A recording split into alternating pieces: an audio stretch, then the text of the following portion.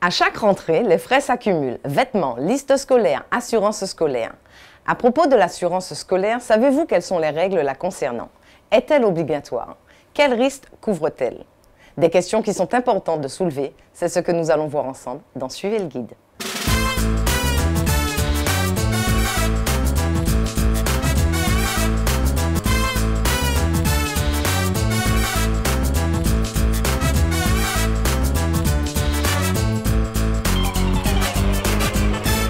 Cela va sûrement vous surprendre, l'assurance scolaire n'est pas juridiquement obligatoire. Pour les activités scolaires obligatoires, c'est-à-dire les activités fixées par le programme scolaire qui se déroulent à l'intérieur ou à l'extérieur de l'établissement.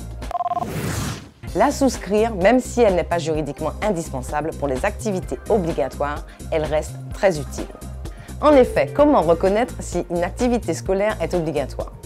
Aujourd'hui, avec la multiplicité de ces activités, il est très difficile de distinguer clairement les activités facultatives des activités obligatoires.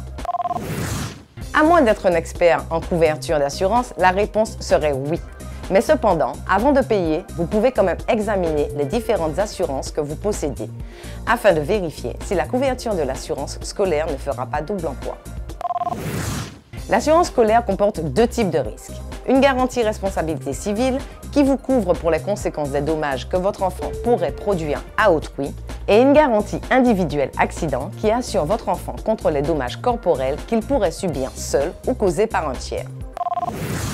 On peut effectivement se poser la question, l'assurance scolaire ne fait-elle pas double emploi avec votre assurance responsabilité de chef de famille?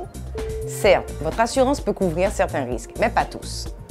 Par exemple, la garantie individuelle accident, qui peut prendre la forme d'un contrat garantie des accidents de la vie ou d'un contrat individuel accident. La garantie des accidents de la vie intervient à partir d'un certain taux d'invalidité, 5%, 10%, 30%. Elle permet à la victime d'être indemnisée selon les règles du droit commun de la responsabilité, comme le déciderait un tribunal si un responsable était à l'origine de l'accident. Elle prend donc aussi en charge l'indemnisation d'autres préjudices tels que le prix de la douleur, le préjudice esthétique, le préjudice d'agrément et en cas de décès, la réparation du préjudice moral pour la famille. Les contrats individuels accidents prévoient le versement d'un capital en cas d'invalidité ou de décès de l'enfant.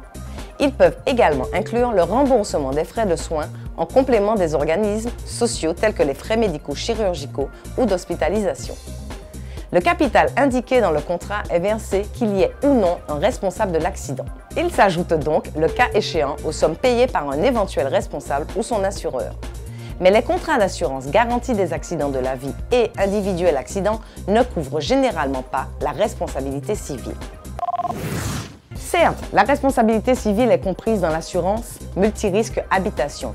Et si en plus vous avez souscrit une assurance individuelle accident, votre enfant est couvert pour toutes les activités facultatives.